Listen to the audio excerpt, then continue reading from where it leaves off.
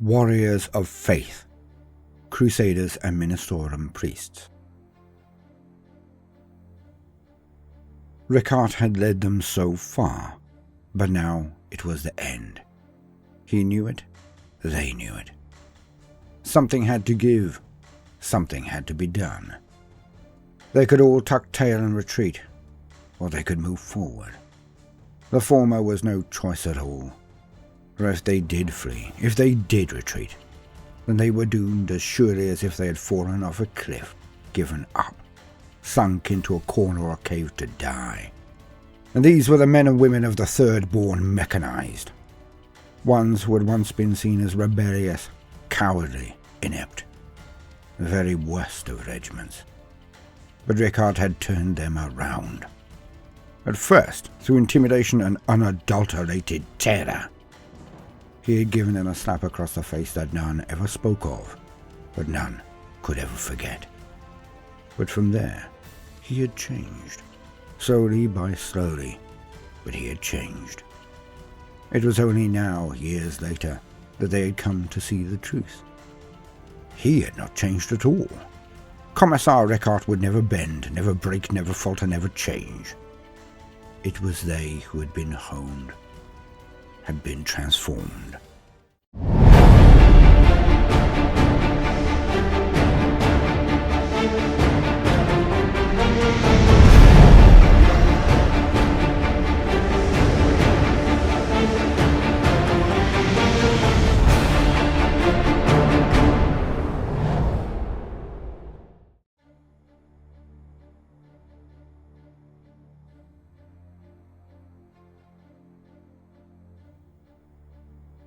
For none could ever forget that day, what he was capable of, the lengths that he would go to. But Rickard was so much more to them now. He had become a father to them all. Every unit, every squad, he had rotated them, so he had spent time with them all. He had memorized not only the sergeants, as most commissars did, but every single last warrior under his command. He would scold them, barrack them, push them on and on. But as they showed that they would follow, he began to not terrorize, but to lead. And he advised, trained, helped. He was a wellspring of near infinite information. He could talk with the cooks about provisioning, but also local herbs and spices that could be gleaned from the ratlings. He would spend days on end improving the bayonet practice, giving advice that created faster firing speeds, marching patterns and cadence. He was a walking, talking manual, but oh, so much more. By the end of his time with the 3rd Mechanized, there was not one man who would shrink from his gaze, nor skulk out of sight at his advent. As he passed them, men would snap out ribald jokes, snarky salutes or salutations, were always met by vicious but jovial put-downs, that would have all around chortling hard. And when his men and women had done their duty, after the fire and furore of war, he was ever present across the field, a stretcher-bearer, aide and organizer.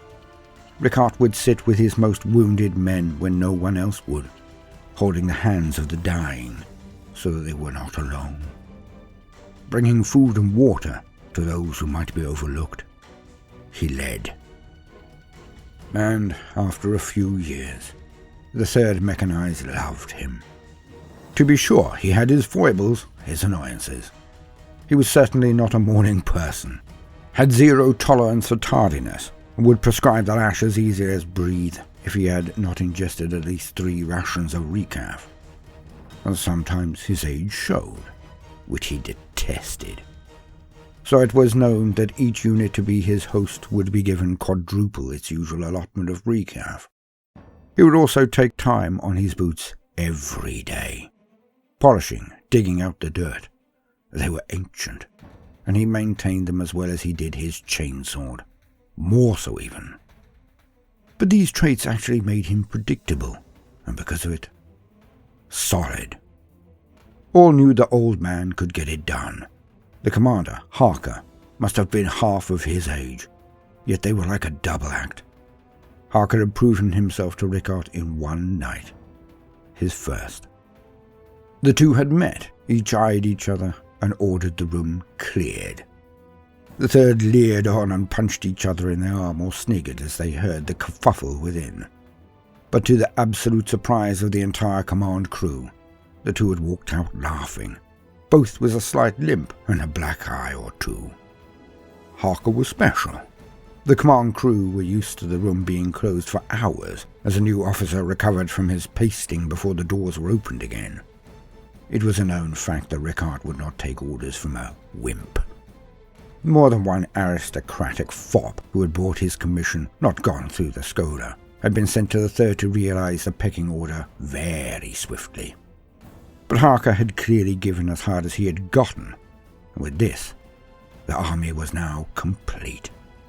For their last few officers had been competent, had shown character, but had not been a perfect fit. But with Harker and Rickard, the third were now as close to perfect as they could ever get. And it was all verified by the old man one night. It was known across the camp in less than an hour. I fought next to Katachan, Krieg, Mordian, and Cadian units. I would put you up against any of them. They were ready. All had been perfect. They were only months away from being shipped off to a huge campaign that strategic prognostication had identified.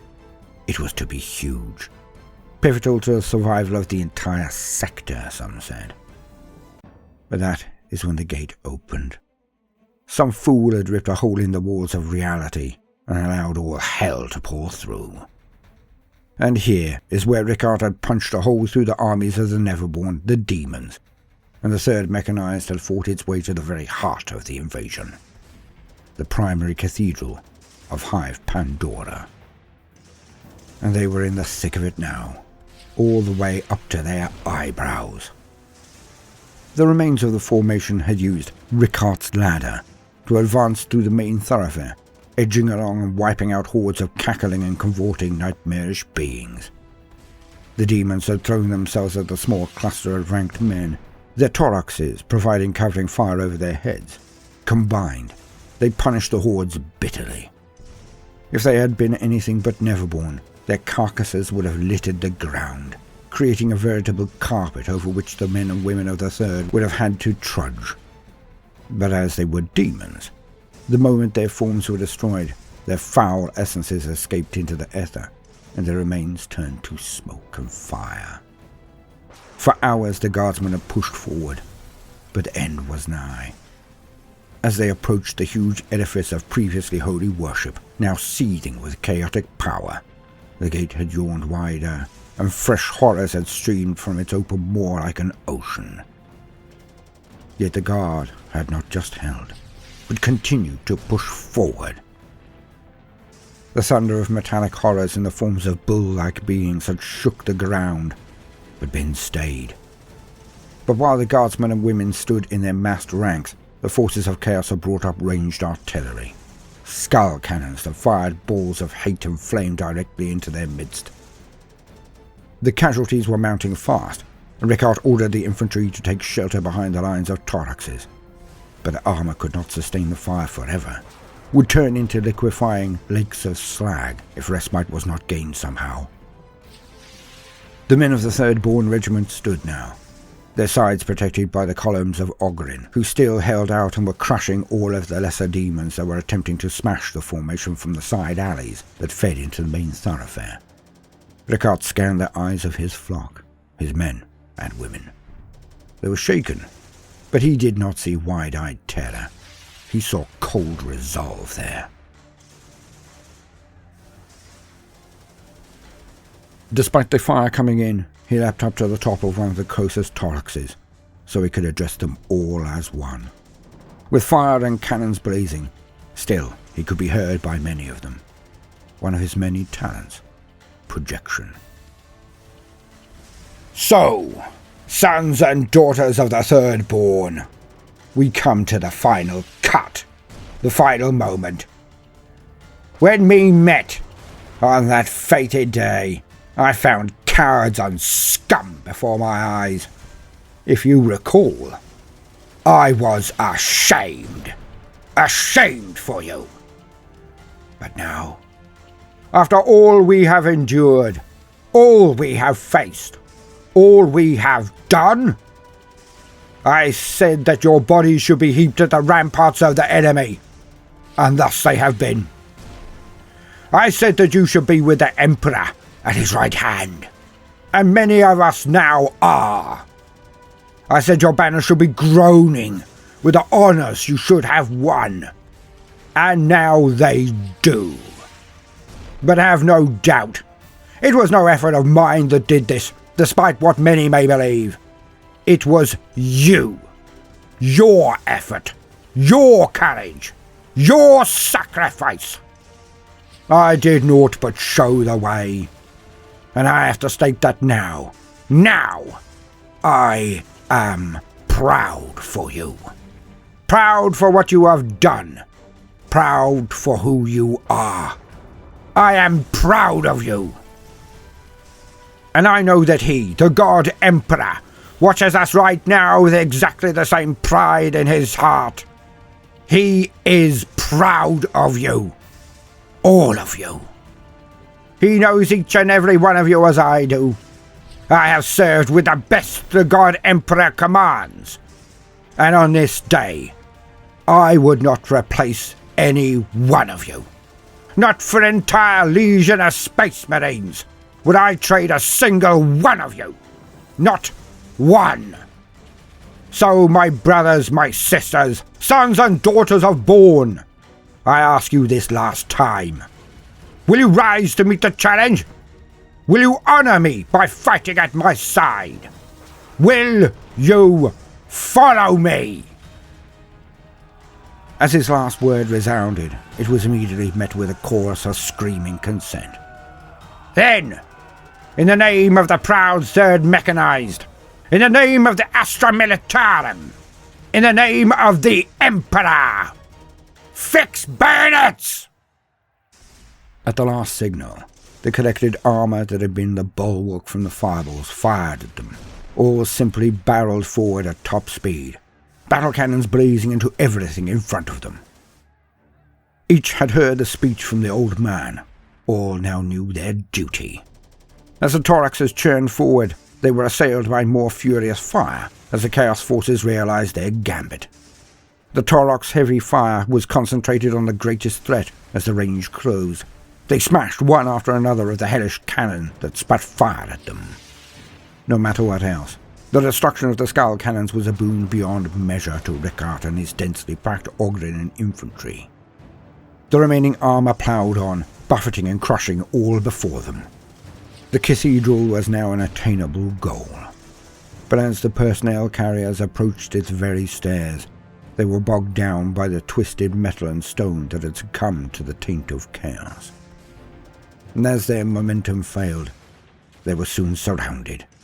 Masses of chittering and screeching things washed over them like an ocean, around, and then inside. At this point, the guard lines had been jogging behind them, still maintaining formation. Then Rickard stepped up the pace and raised his sword high in the air and bellowed what could well be his last word. Charge! The bellow was taken up by the Third Born and filled the entire area. The ranks of mere humans charged. At their sides, many Born squads took the place of the Ogryn covering the alleys, and the huge Ogryn formed up and created the spear tip of the thrust. Ogryn were as stubborn and thick as ceramite walls, some said, but they understood violence.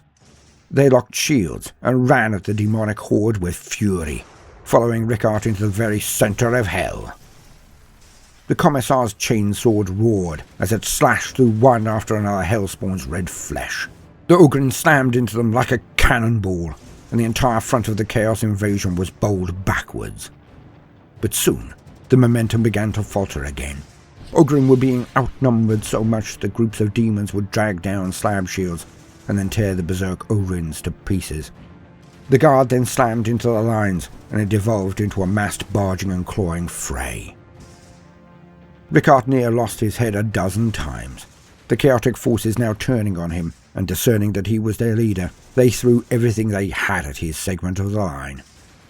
Yet they were held back as two boneheads somehow fathomed what was going on. Ogren was stupid, but, as stated, they understood violence. So Rickard found that he soon had two squads of Oggs and the elite veterans of the Third Born pushing around him so much he could not even make it into blade combat with the enemy. They were protecting him. It was more obvious when a huge thing came slithering out of the cathedral doors and rammed straight for them. Ogren now jumped at it, pushing it back with locked shields, despite how many of them were swept aside by its huge tail, how many rent in half by its hideously long and sharp claws. Just as the human forces had hit the lines of chaos, this new being now tried to cut his force in half, its wake being filled with red-horned and bladed horrors and seemingly limitless packs of twisted burning hounds. Rickard knew that this was the crux point.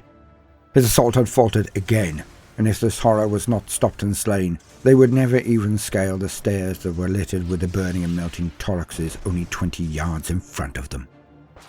So close, but yet so far away. It was then that a growing rumble resounded along the road, a rising crescendo, a sound rebounding off every building. Rickard sighed to himself in a brief moment of annoyance. A fresh demonic assault from the rear would now wipe out his army. It would be unstoppable. With near all of his men in Ogren in brutal melee with the Neverborn, there was no one to stop the attack. As Rickard finally took the time to look behind himself, his eyes widened for just a second, as he saw and heard the reality of the situation. He looked down the thoroughfare and actually allowed himself a single snort of satisfaction at the change in fortune. Because the banshee-like wail was not issuing from one preternatural being, not demon or cultist.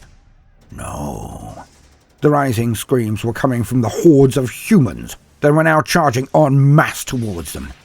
Men and women of a myriad of shattered units, their uniforms mismatching and torn and blasted, followed by thousands upon thousands of simple men and women, all charging forward with makeshift or looted weaponry, screaming their rage at the enemy as they came on like a tidal wave of their own. Rickard was utterly bemused until he focused on those right at the head of the wave. It was, of course, Daidonis, the High Priest, and around him were a score of his guard, the Paladins of Purity, he called them, his elite Crusaders. Daidonis was the cardinal of this Pandora hive, and it was assumed that he had been slaughtered in the first hours, if not days, of the Chaos invasion. He had always been a fiery one, is what Rickard had heard, but now he witnessed the reality of it. A corona of holy power ran around Daidonis' head, along his huge two-handed chainsword, as he moved forward at the rate of a space marine. His men dragged along with him in some divine changing of reality, so they moved faster than any demon before them. The being that had tried to smash through their lines raised up on its haunches and bellowed a challenge into the air. Or was it pain? It was impossible to be certain, as many of his men were forced to their knees by the power of the bellow. Their enemies did not even miss a beat, so it was messy for a few seconds. But then, the warriors of the Emperor's own fury struck the lines. Daidonis himself ran straight past Rickard and then, to everyone's amazement, simply started to walk on air, discs of light appearing wherever his feet landed, and kept him aloft as the priest ran directly towards the demon. The Paladins of Purity were trying to catch up to their priest and displayed their skill. As they appeared amongst the melee, their power swords wielded with deft efficiency, cutting through the demons like a breeze. Ogren and Born men were moved around and their enemies slain with precision, the flanks being overrun by the hordes of remnants of units and civilians that Daidonis had infused with a terrifying zeal and fury. In the center, the demons who had taken Ogren down found that they were utterly outmatched. Attacks that would cut straight through a slab shield would bounce harmlessly off the shields of the Crusaders, as if they had all of the force of a summer breeze. The light of the Emperor shone around each of the Crusaders, and the demons found it hard to even look at the Paladins, something to which the Paladins took full advantage. Daidonis locked with the demon, and it was as if a fly with a chainsword buzzed around the huge being, easily evading it and zipping around, ducking in to create massive rents in its flanks or limbs with the huge chainsword. But all of this was not much more than a distraction.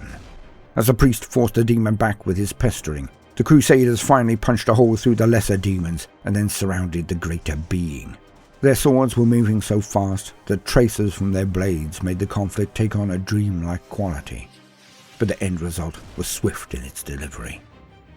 For the demon shrieked as a dozen holy blades were thrust into its sides and fore at the same moment, and tendrils of white light crawled across its body until all of them met. The demon was surrounded in pure light. Then it simply burst out in an explosion of colours and was gone. With that, the remaining demons screamed a terrible lament, and their rage seemed to be lessened significantly. The hordes of men and women, the third-born, the Ogrin, the Paladins and the priest all surged forward and tore them apart. The flood of beings from the gates had slowed to a trickle. Daidonis now walked up the stairs toward the cathedral, his paladins now circling him, and Rickard followed. The holy procession walked through the doors and into the cathedral. It was almost impossible to describe what was in there. Twisted plinths, screaming walls, columns that shifted and burnt or wailed. The degradation was stomach-churning. As Rickard watched on, the paladins scoured the area and killed anything left inside. But the piles of dead and dismembered were shocking, not only in their number, but also in how they had gone. Entire piles of limbs were collected separately, and the beginnings of a throne of skulls was present. Rickard held his gorge, but only barely. Even he. Daidonis, the priest, did not miss a beat, a single footstep, as he steadily walked to the circles and glyphs that surrounded the smear on reality. A rent as tall as the doors, some 50 feet high and 20 wide. A glaring red eye of fire that was the center of this sin. He took out his water flask, and liturgies issued from him as he splashed it on the ground and removed the glyphs there one by one. But some minutes later, the rent still stood. The gate was not closed. Rickard leaned on his sword as he watched. He had multiple cracked ribs, a smashed left arm. He was feeling every second of his long life right now. The fatigue was crushing, yet he stood. "So, what now?" he stated flatly to Daidonis. "Lord Commissar, you have fought well. The Emperor is pleased," barked the priest. "Very nice. Now, you've gotten rid of all of the filthy heretic icons. So why is the gate still open? What now?" "Yes, I must pray. The Emperor will guide our hand and deed." And with that, Daidonis knelt and began to mutter. His men formed up around him, some standing in a line some 20 foot from the gate and advancing to slay the occasional demon that was blurted out into reality. But they were few and individual now. Daidonis continued to pray to the God Emperor, the master of mankind, for guidance. Story and voting opportunity continued after the law. Welcome, gentle listener. I am Baldermort, your faithful servant, and I wish to introduce you to the important factions, forces, and units of the Warhammer 40k universe. The grim darkness of the far future, where there is no time for peace, there is only time for war. And today, we shall be briefly looking at some of the warriors of faith. Of course, I can only be speaking of the Crusaders and Ministorum priests of the Astra Militarum, or more simply put, the clergy and the Crusaders of the Imperial Guard. Now, I will only be making a brief entry for this lore, as much more will be explained about the Imperial Creed very soon. So think of this as more of a morsel of lore, until we can tackle that huge monster of a subject, the ecclesiarchy.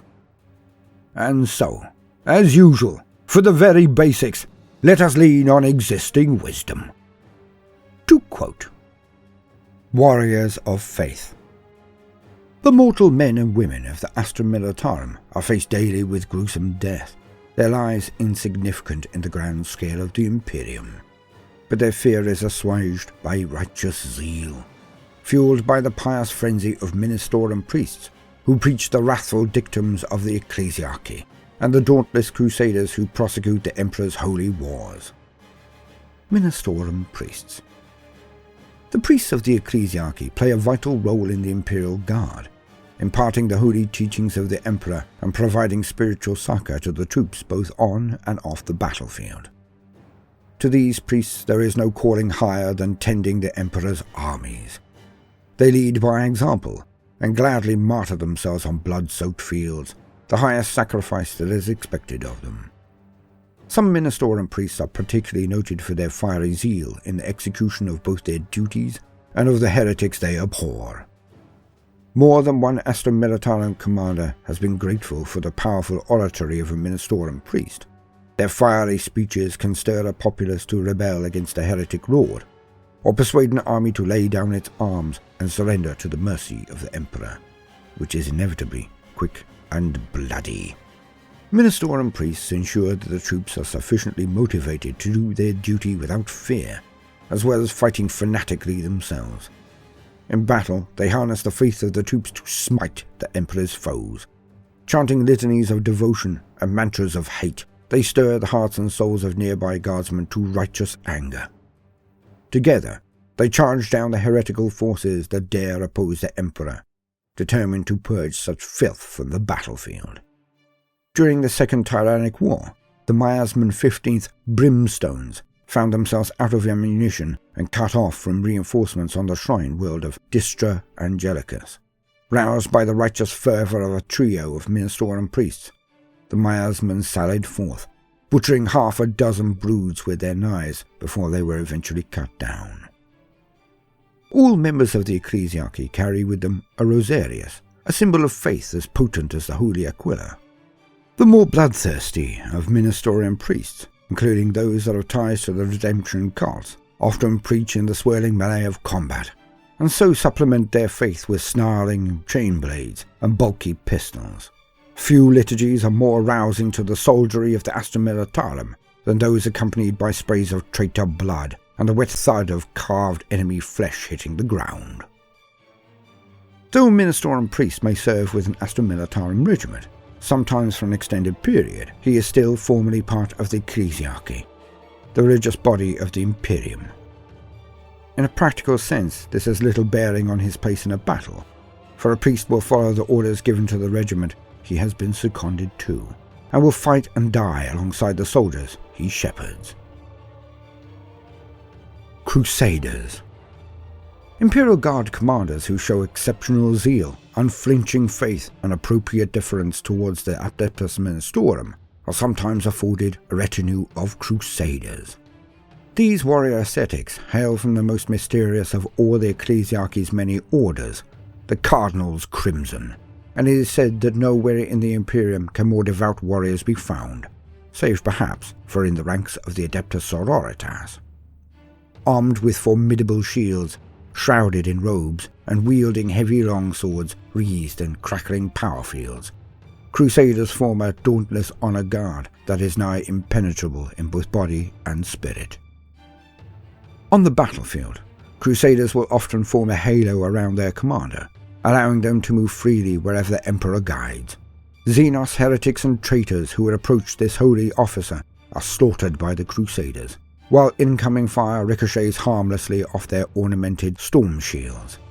Blessed are the soldiers serving under such a commander, for to fight in the presence of Crusaders is to be assured that the war being waged is truly righteous.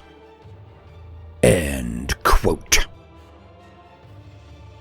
Now, as stated, we shall go more into the actual faith, the Imperial Creed of the ecclesiarchy very soon. But much has changed since the psychic awakening only very recently, as outlined in the books The Greater Good and Faith and Fury. The opening of the Great Rift across the galaxy, the Cricatrix Maledictum, has also augmented the effects of faith. Now more akin to holy powers that might be seen exhibited by paladins and priests of more standard fantasy, the rules of the entire galaxy and setting have been quite rapidly changing. Well, by my standards anyway, so probably glacially to anyone more in the flush of youth, but I digress. For once it was a slur, a derision, an accusation that the Emperor was attempting to gain godhood. Bile spattered the loyalists by their twisted chaos-worshipping kin. The setting was far more sci-fi and a bit more tongue-in-cheek. But now? Now, with the appearance of the Emperor Angelic and the blatant display of preternatural abilities by the faithful, this has become an absolute and cannot be refuted. The name and title of God Emperor of Mankind is indeed becoming true. Starchild or no, there is a God who now resides on Terra, or at least one in its first birthing pangs. And please see my entry on How the Warhammer Universe Ends for my perspective on the impending event. Well, as things stand at present anyway, let it be known that no position I take is solid, as it is based on the details I have at my command. So any new information will inevitably lead to a change in my perspective. But why do I wax lyrical on this one? Well, because these events and the new nature of the universe should affect the units we are discussing quite profoundly. From my perspective, I would like to see the Crusader Knights and the Ministorum priests get somewhat of an overhaul, an update, a possible magnification to show the newfound power that is under their command. The Crusaders have the Acts of Faith ability, as do the Sororitas, yet the priest himself does not. Weird, huh? At the very least, I would like to see the powers of faith to be extended to the priest, but my optimal result will be for them to have a new suite of abilities that might show their elevation in power. Perhaps something that would allow for an inquisitorial army to have no need of psychers and the like, and for the powers of faith to be extended. For even the Sororitas take sermons from the priests. Even they acknowledge that the greatest, most fiercely burning fires of faith must indeed be said to reside in the breasts of the Crusaders and the priests who sermon to them. I have been Baldermort, your faithful servant. I hope you've enjoyed this brief introduction to Warriors of Faith. If so, then please do consider liking and subscribing. Back to the story. After what seemed like an eternity, the priest, Didonus, ceased his muttering and went silent. Only moments later, he then stood up. He turned to Rickard and nodded. His light has suffused me. I know what must be done. Care to share?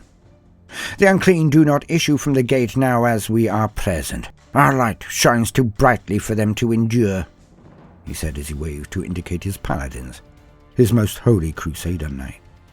But the gate was opened by sacrifice. It can only be closed by the same. Where the evil ones sacrificed the unwilling pure for the coin to open this rift, so must they be closed by the sacrifice of pure who are willing. Bemused, Rickard shrugged as an indicant of his confusion. Didonus then turned on the spot and locked eyes with each of his Crusaders one after the other as he spoke. We are the righteous. We are the pure. We have served our Emperor, our God, for all our days. We have cut down evil this day. We have crushed them beneath our zealous boots. But now, we are truly blessed. Our path, shown to us by the Emperor himself. His wisdom our boon. His love our armor. His wrath our sword. He has spoken. For we will not just close this gate. We will not just thwart the forces of evil. We shall punish them for ever setting foot in our realms. Forward, my Paladins! Follow me, for we shall take our righteous light into the very flames of hell, and purge and purify there. And with that, the Paladins formed up ceremonially at either side of their priest. He turned and bowed slightly to Rickard, then extended his hand and beckoned. Rickard, warrior of light, it seems unjust and unfair that you should be the one to make this possible, to fight a way to this space and this time, only to be left aside at the last. So, wilt thou join us? At that, all eyes were on the old commissar. He looked on for a moment, as it sank in. Then he looked at his left leg, the knee that always gave him jip, the broken arm, the old boots. His attention concentrated on his boots now. He could not fathom why, but as he looked upon them, he had an epiphany. They were worn, they were broken. Scuffed and battered they had always been, but today, right now, they seemed so threadbare. Almost ready to fall apart if but one more stitch was unpicked. Their soles so worn that they would open his feet to the ground in areas if not replaced. Rickard could see a collection of the Born Third from the periphery of his vision, all shaking their heads slowly and mouthing no, no. But the boots. They could not take much more. Better to take one more final journey than be thrown onto the scrap heap, to fall apart at the one time that they would be needed most. The boots. As the priest leered at him, Rickard felt the pull. His gaze went from the men of the Third Born, and then back to the priest in indecision, an emotion, a state of being Rickard had not experienced in decades. And at this point, I would now invite you all to join me in forging the narrative. There are but two choices. Rickard, knowing his usefulness is nearly done, he will go out with a bang, not a whimper, and follows the priest and walks through the rift to bring the light of the Emperor into hell itself. Or option 2. Rickard may have just one more campaign in him, and the forces at Abundance Tertius may well benefit from his presence. The Third and Harker most especially, of course. And he refuses the call of the priest. You decide. Go to the comments section and enter RP, that's Romeo Papa, for Rickard follows the priest. RP. Enter RR, that's Romeo Romeo, for Rickard refuses. That's RR. Please make a secondary comment for anything else you would like to say, or below the votes separated by one line at the very least. This assists with counting the results, you see. Forge the narrative. You decide. Now, no matter what you do today, do try to make some time for fun. Toodaloo.